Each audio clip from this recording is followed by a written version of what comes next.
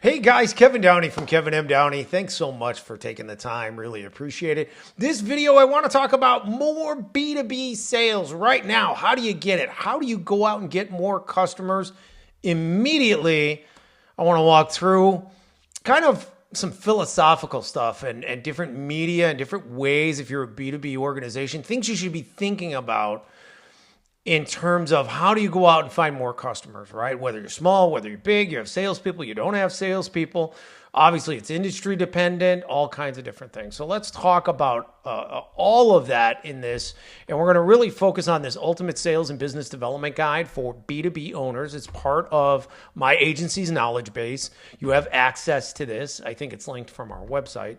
You can go through the whole knowledge base. I've got stuff on email, on Aptive Index, which is an assessment product and all that stuff, but and then our rates in terms of service and all that kind of thing. But I'm going to focus on this primarily and the things you need to be thinking about to build a business development system and generate leads for your company if you're a B2B organization, right? And how do you have to think about it? Okay. If you're not familiar with us, we've been around for 10 years. We do two things at Kevin M. Downey. We build high-performing sales teams. We out and find great sales talent for companies. And then we build email marketing systems. That's what I do within the agency for clients. Build email marketing, high-volume email marketing systems that drive inbound leads. Okay, I've got all kinds of content out there on both of these topics and on our specific programs. In the upper right-hand corner, you'll see schedule a call. You want to chat? Let's talk about prospect list, which is the first thing we need to be looking at.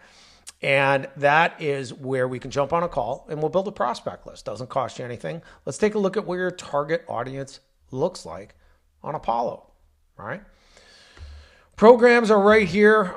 This is our recruiting program called Blue Chip Recruiting Program. We run contingency recruiting. We have two different rates depending on the candidate pool, whether we're doing custom candidate sourcing or we're utilizing our remote candidate, RTG candidate pool. So you dig into that in other videos and then, other videos. And then lead machine email marketing setup program. This is where I set up email for clients. All of the difficulty with email in B2B is the infrastructure build because everybody gets it wrong that does it on their own pretty much. 98% anyway get it wrong. And so I do email marketing setup and then show clients how to manage it themselves. It's so simple. And again, I go into detail in other videos on that. Okay. All right. Let's talk about what do we need to do as a B2B organization to really start thinking about how we generate leads, how we can go find new customers. So there's two things that generate leads for B2B on a day-to-day basis, and only two. Daily lead generation media. Reps doing cold outreach, boots on the ground, or old school on the phone, right? And high-volume email marketing. That's it. Those are the only designed to elicit a response, and I'll show you what that looks like. Those are the only two things that are going to generate leads day-to-day. What are the other things you can think about that are really good? I can tell you from experience with clients, these things work, and you may know that they work. Number one, trade shows. If you have targeted trade shows that you can attend within your industry, within the geographies, depending on your business, trade shows can be phenomenal to get leads, find customers. Okay. I would say networking events qualifies in there too. I would put those kind of in the same category. They're sort of like all three of these things are sort of tied together. They're all a little different, but networking events under the right circumstances can be phenomenal. Big part of, say, Aptive Index, right? Their strategic advisors do very well at networking events because it's something that can be utilized by any business that has employees, or even businesses that don't have employees, actually. And it's phenomenal, and it is very powerful, and it's something that applies to everyone. So networking events and speaking events are a big part of the way that a strategic advisor at Aptive Index is going to do well, right? Webinars. If you can generate the traffic, enough people to attend a webinar. Certain types of businesses, webinars make a lot of sense. And you have to be able to generate the traffic though. You got to do a lot of marketing to get the people there. But for the cost factor to get them there, sometimes email will work to get them there. But if you can generate the traffic for the webinar, Extremely powerful. Okay, the problem with all three of these things, though, is that they're intermittent. They're not daily drivers of leads. Very rarely would it be that you could do that. I suppose if you went around and did networking events and speaking engagements across the country and traveled nonstop, that would be an exception. But generally speaking, those three things are more intermittent. They're not every day. The only daily drivers of leads are going to, again, be cold outreach by reps and email, high volume email. Okay. High volume meaning thousands a day. If you're not sending thousands a day, email's a waste of time. Okay. All right. So what do we need to think about? So take that into consideration in your business and your target audience and all of that and say, okay, set that aside. Those are things you can do intermittently. All right.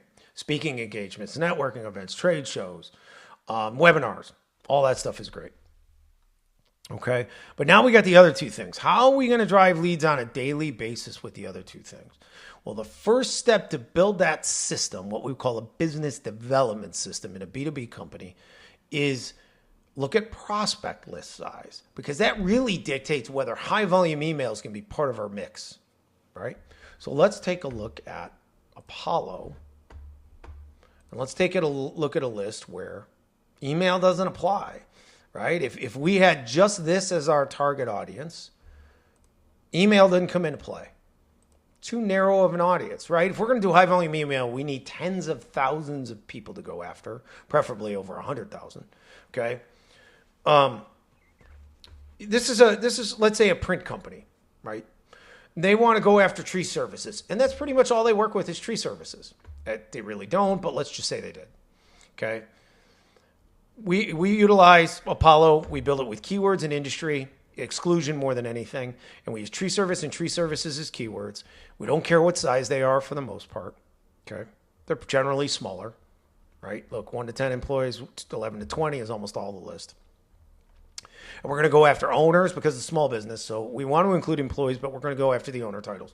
Owner, founder, co-founder, CEO, chief executive officer, partner, and president. If we exclude VPs, we would include president in there. And then we might go after CMO, marketing people, advertising people, anyone that has the title revenue or growth.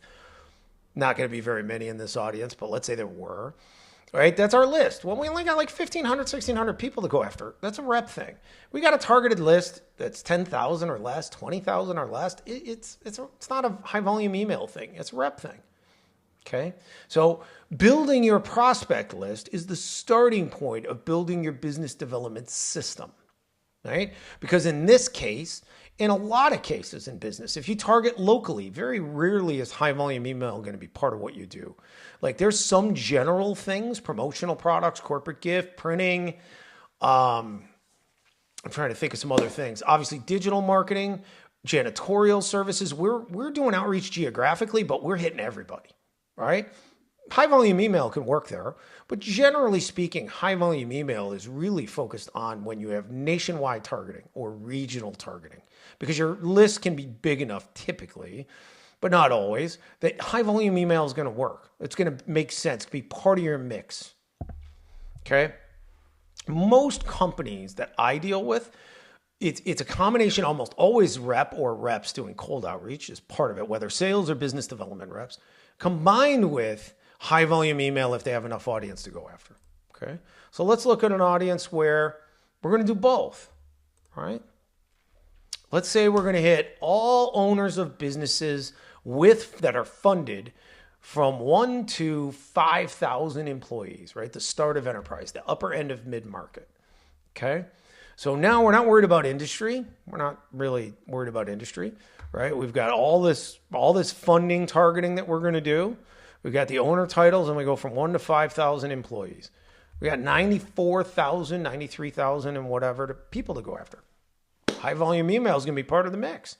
Then I've got a rep that's going to do cold outreach to a very narrow audience within this, say funded companies specifically within software.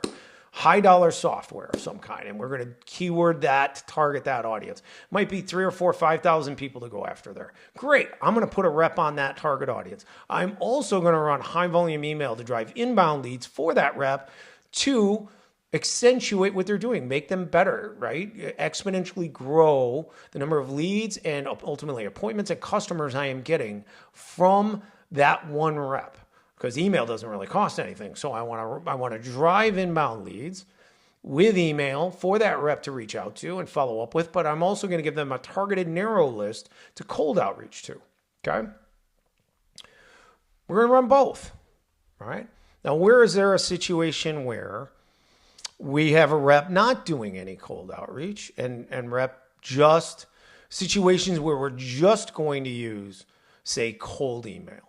It's generally going to be a company without a rep, and we have limited budget. We have a very big audience, and the owner in a small business still is doing the sales for the company. They have no salespeople, and they don't have the budget to hire a salesperson to do, or BDR, SDR to do follow-up on leads and do anything, but they still want to grow, right? So we're going to just we got a big audience. Let's say owners with funding or owners with, you're targeting other, within a keyword base, like say our audience, and they have a sales rep, right? We're going to target those people. So they're B2B companies. This is one of our target audiences. B2B companies with a salesperson, and they match their B2B because they have a keyword, right? So we got 281, and they have between 1 and 500 employees. I got 281,000 people to go after. So let's say that was your target audience. And you're a small business owner, you're a startup, you're limited on budget, and you can't really afford a rep. So now we're going to run just straight cold email, right? And we are going to drive inbound leads, and then we're going to reply to those leads and give them a call to action to schedule a call, which looks like something like this. Okay. Let's use cold email. I'm going to go into this business development. This is the email guide. So let's say we're running cold email. It's down here somewhere. Here we go. Cold email sample right here. We're going to drive response and leads, and then we are going to reply to them with information and a call to action to schedule a call. That would be a way that you could use just email. Limited budget. You're an owner. You want to sell your own stuff, but you can't afford a rep. You don't have the budget, and you're going to drive inbound leads to yourself and then move them without having to do follow-up calls. Because one of the things I know from experience is that in most cases, owners in small businesses in B2B do not want to get on the phone and follow up with people aggressively. They want to generate leads with email, then they want to reply to them and try to move the needle exclusively that way. You're certainly not going to get the turn that you'd like all the time. You're not going to get near as much turn as if you had a rep doing follow up, but it can work, right? Because email is a very low cost factor. So all you have is your time in email going out and then managing the replies, right? You're doing replies and you're driving them to a call, right? So sample email, followed up, right? Send them, drive them to a call. Okay. So that's another option. Again, different mixes depending on your target audience, depending on if you have a sales team, how big is it? How many reps do you have?